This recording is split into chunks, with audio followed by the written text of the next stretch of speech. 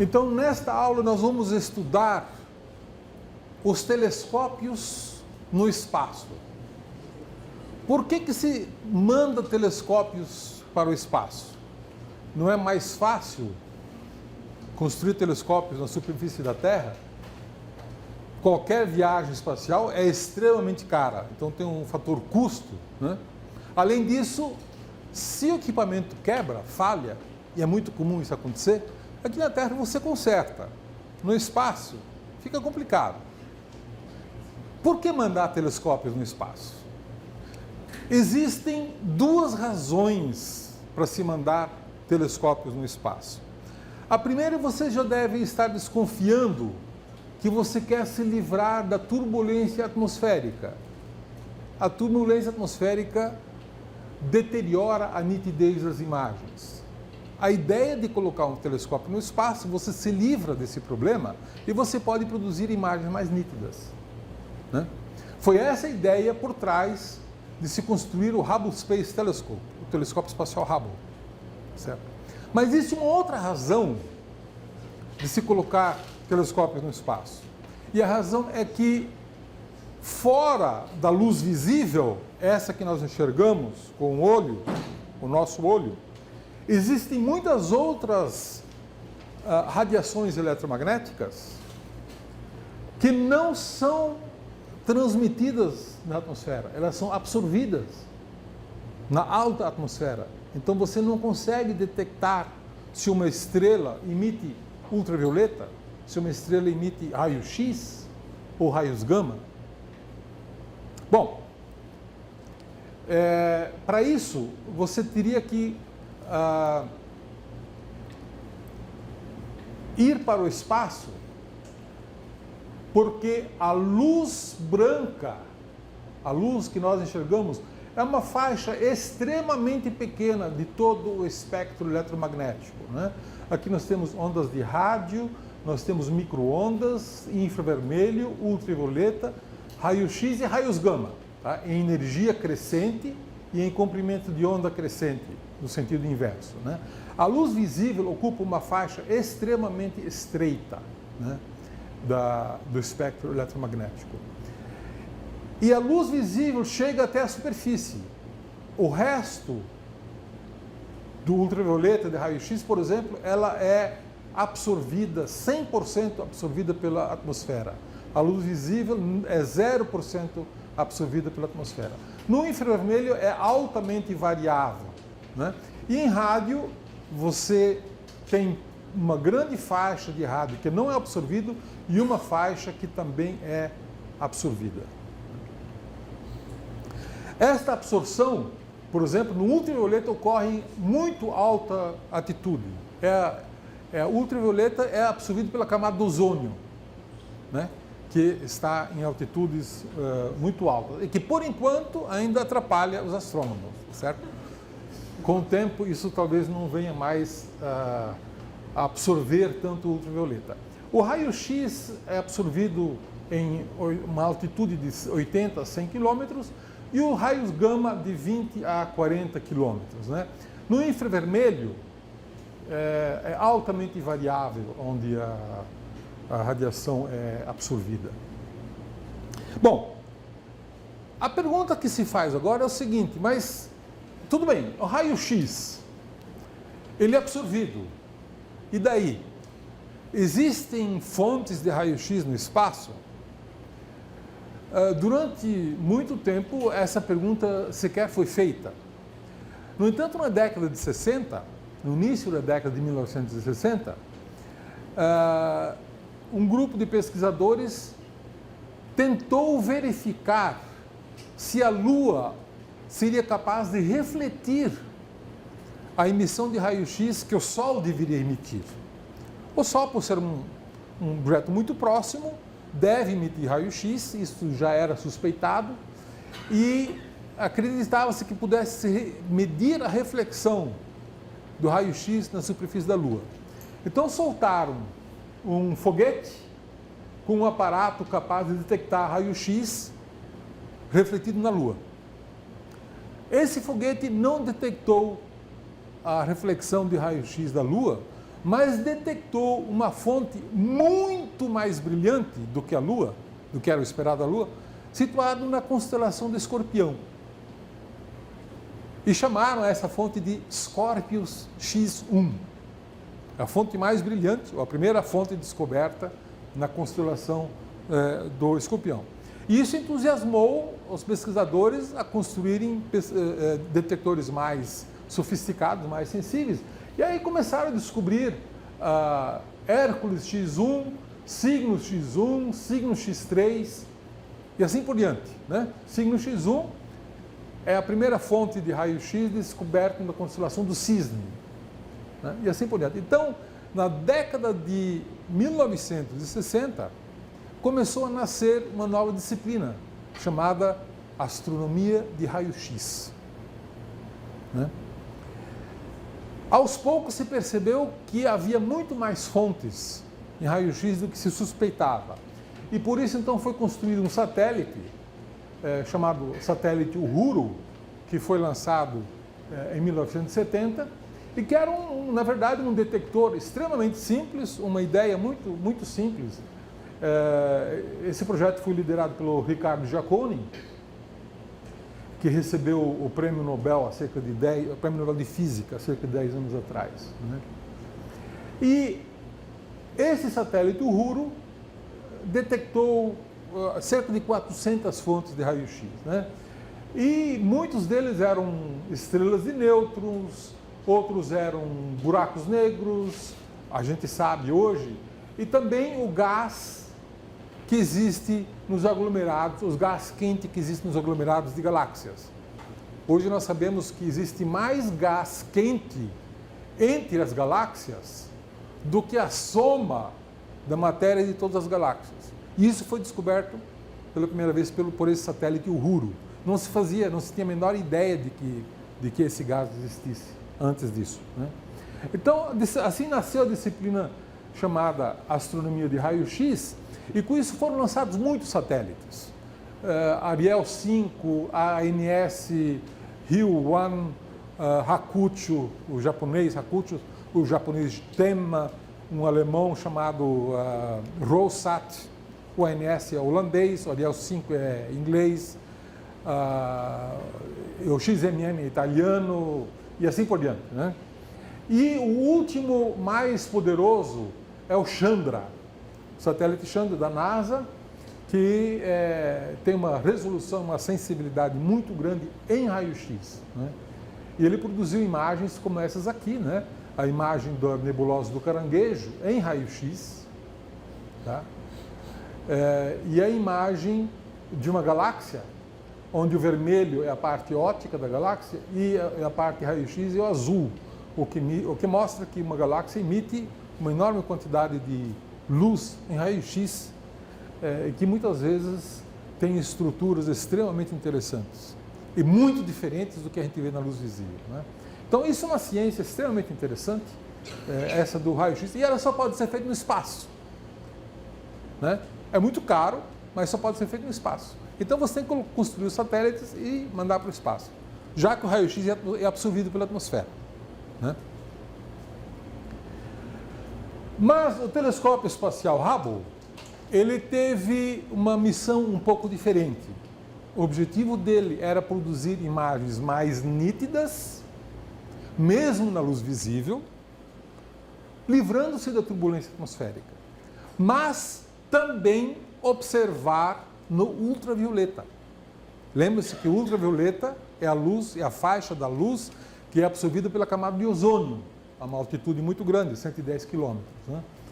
Então, esse telescópio ele fez um trabalho fabuloso de espectroscopia no ultravioleta, um trabalho extremamente interessante.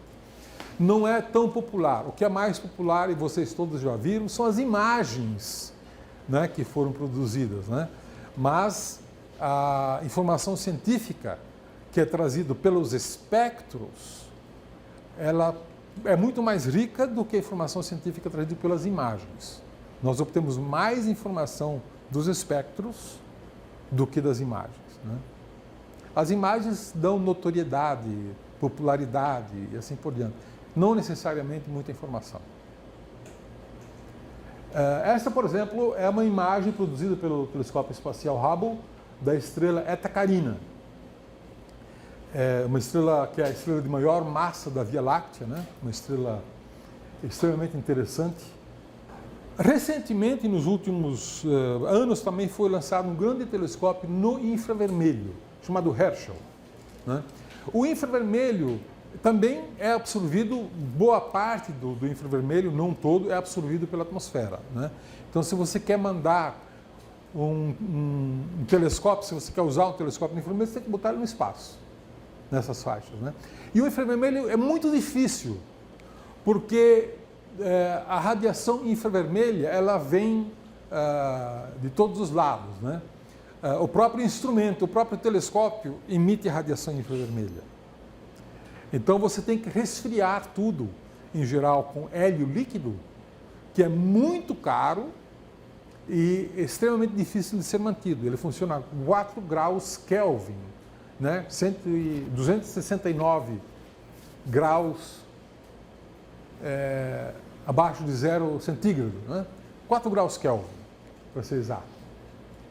E esse telescópio, ele produz imagens no infravermelho e revela um universo, evidentemente, muito distinto daquele que nós estamos acostumados a ver na luz visível. Por exemplo, a galáxia de Andrômeda, que vocês conhecem, que na luz visível tem esse aspecto, no infravermelho, fotografado pelo telescópio Herschel, tem esse aspecto muito diferente. Então, isso revela outras características das galáxias e das estrelas, que são muito importantes para a gente estudar com detalhe cada vez melhor esses objetos, né? O satélite Kepler foi lançado há cerca de 3 anos atrás, né? E ele pifou no ano passado. E o objetivo desse satélite Kepler era descobrir exoplanetas, né? Planetas fora do sistema solar. E a técnica que ele usava era observar estrelas a uma certa distância no campo e esperar que um planeta passasse na frente dele e com isso diminuísse o brilho de luz. Mesmo no visível, você não consegue fazer isso porque a diminuição de brilho é muito pequena. E, de novo, a atmosfera impede que a gente faça isso aqui da superfície. Você tem que colocar um telescópio no espaço. E esse satélite Kepler foi extremamente bem sucedido nisso, né? Ele descobriu mais de 700 exoplanetas, né? Muitos deles em sistemas duplos, né? Estrelas com, às vezes, um planeta, exoplaneta, às vezes com 2, às vezes com 3 e às vezes até com mais planetas em torno da mesma estrela, né? Todos descobertos por esse satélite Kepler, que parou de funcionar, infelizmente, recentemente, né? E como vocês podem ver por esse mapa, você tem, ele descobriu satélites tanto do tipo Júpiter, maiores do que Júpiter, até satélites parecidos com, em tamanho pelo menos, tamanho e massa, com o planeta Terra, não necessariamente com as mesmas características. Ok, praticamente, o universo é composto de objetos, desde estrelas, nebulosas, galáxias, quasares, aglomerados de galáxias. Tem uma natureza, uma diversidade muito grande de tipos de objetos que existem no universo e que emitem praticamente em todas as faixas do espectro eletromagnético, né? Emitem rádio, emitem no infravermelho, emitem em micro-ondas, na luz visível, no ultravioleta, em raios-x e raios gama. Então, cada uma dessas faixas hoje tem uma disciplina, né, de astronomia de raios gama, astronomia de raio-x, astronomia do infravermelho, a radioastronomia e assim por diante, né? E isso permite a gente, estudando os mesmos objetos em todas essas faixas, permite montar um quebra-cabeça e conhecer a natureza de cada um desses objetos e dos fenômenos associados com muito mais detalhes do que observar apenas de uma única de um único ponto de vista, né?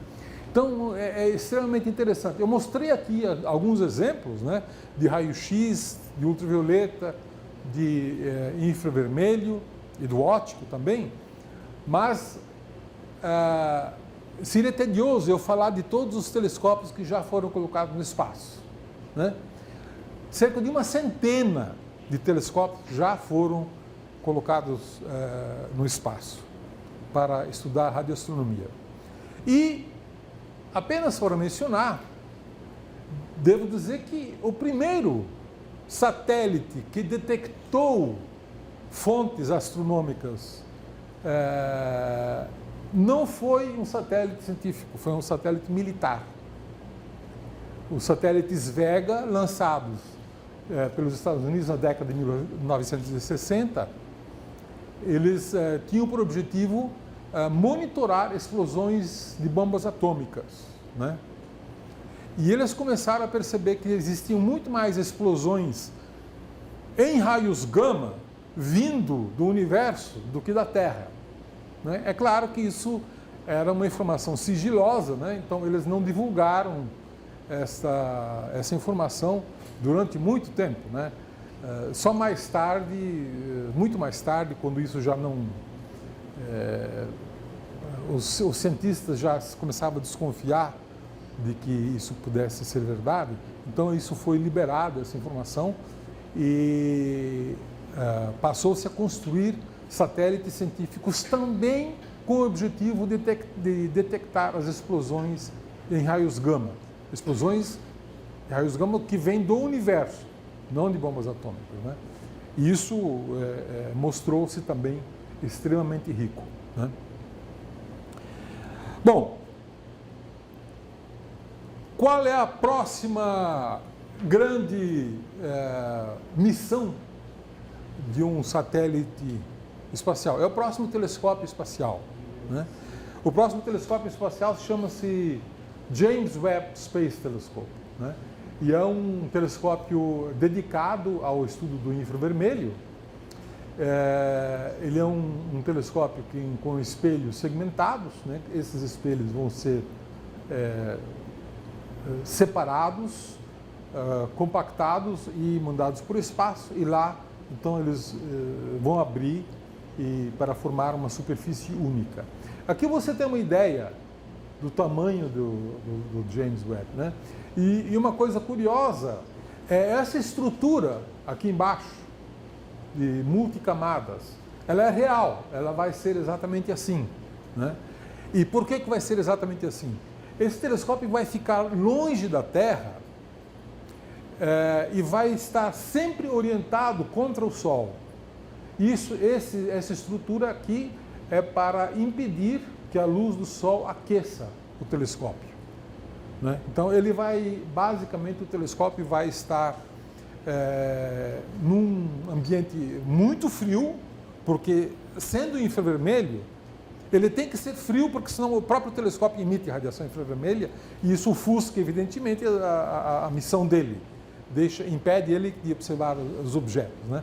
Então, ele tem que ficar num ambiente muito frio e isolado, tanto da Terra, por isso que ele vai ficar longe da Terra, quanto do Sol. E para evitar que a luz do Sol atinja o telescópio, ele tem todas essas multicamadas de anteparos que vão proteger permanentemente esse telescópio, né? Esse telescópio está programado agora para ser lançado por volta de 2018, e certamente vai trazer uma grande quantidade de informações novas para a astronomia e fazer com que a astronomia do infravermelho, que ainda está na sua infância, né, se torne uma disciplina extremamente importante, extremamente rica. E ela está na infância porque foi a última das disciplinas da radioastronomia que foi desenvolvida por causa da dificuldade de resfriar os telescópios no espaço, né? E essa dificuldade fez com que só agora que se consegue realmente construir telescópios suficientemente grandes para se fazer uma ciência muito bem feita. já foram enviados telescópios para fotografar Júpiter, Saturno, Netuno, Urano, né? E essas imagens foram mandadas para a Terra sem maior dificuldade.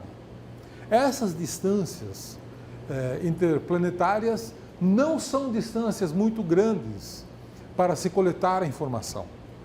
É fácil obter a informação a essas distâncias, né? E esses satélites científicos, em geral, eles orbitam a Terra. Por exemplo, o telescópio espacial Hubble, ele está a apenas 300 km de altitude. Ele está ligeiramente fora da atmosfera, né? Outros satélites estão a distâncias muito maiores, né? Chegam a ter 60 mil quilômetros. O James Webb vai estar a uma distância bem maior do que isso, né? Bem maior, vai estar entre a órbita da Terra e a órbita de Marte, tá? Exatamente para poder otimizar, né, as observações no infravermelho. Mas a distância não é um problema, isso definitivamente não é um problema. Quer dizer, é um problema porque não é trivial, nesse sentido é um problema, mas é perfeitamente tratável com as tecnologias existentes, tá certo? Já há muitas décadas que isso está resolvido. Professor, eu vi em algum lugar que o raio-x e raios gama também surgem simultaneamente no espaço. Então, qual seria a propriedade de você descobrir esse tipo de coisa? Não, a radiação eletromagnética ela não surge espontaneamente, né? Ela sempre é causada por algum evento, né? Porque a energia se conserva. Se um fóton eletromagnético é emitido, essa energia associada ao fóton ela veio de alguma coisa, certo? No caso de raio-x e de raios gama, normalmente vem de um plasma extremamente quente. Por exemplo, o raio-x, para um plasma, um gás, emitir raio-x, ele tem que estar numa temperatura de pelo menos 1 milhão de graus Kelvin. Mas muitas vezes chega a 10 milhões, a 100 milhões de graus Kelvin, e às vezes até a 1 bilhão, em casos mais raros, a 1 bilhão de graus Kelvin, né? E isso emite raio-x. E esses fótons de raio-x e de raios gama que você detecta aqui, eles são emitidos por esse tipo de gás. E o que nós sabemos hoje é que existem muitas fontes, muitas vezes associadas a estrelas de nêutrons e a buracos negros, que emitem esse tipo de radiação, tá? O universo é muito cheio desse tipo de fenômeno. Se eu tiver uma fonte que está se afastando e que emite uma radiação eletromagnética que vai ser captada por aquele satélite, o comprimento de onda que o satélite vai captar vai ser um pouco diferente, porque a fonte está se movimentando, está se afastando, então tem alguma correção? Muito interessante. O que ela está dizendo é o seguinte: o universo está em expansão, né?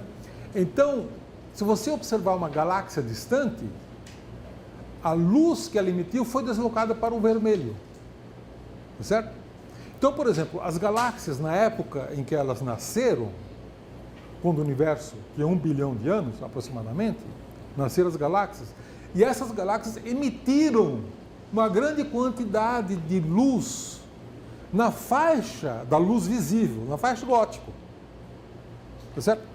O grosso da energia foi emitido nessa faixa, pelas estrelas, quando as estrelas e as galáxias estavam nascendo. Só que elas estão se deslocando a uma velocidade tão grande que agora esses fótons estão no infravermelho, tá? Esta é uma boa razão para se construir esse telescópio James Webb, porque ele vai, observando no infravermelho, observar a luz que está chegando no infravermelho aqui, mas que foi emitida como luz óptica no visível, quando as galáxias nasceram. Agora, você tem que olhar onde a maior parte da luz é emitida, né? Não adianta você tentar observar por exemplo, essas galáxias no ultravioleta. Porque o que é ultravioleta hoje para essas galáxias foi raio-x. Quando elas nascerem, elas podem não ter emitido muito raio-x, né? Elas emitiram muita luz visível, que por causa do deslocamento para o vermelho, hoje você tem que observar no infravermelho, né? Então, uma das razões de se construir esse telescópio James Webb é exatamente estudar o nascimento das galáxias.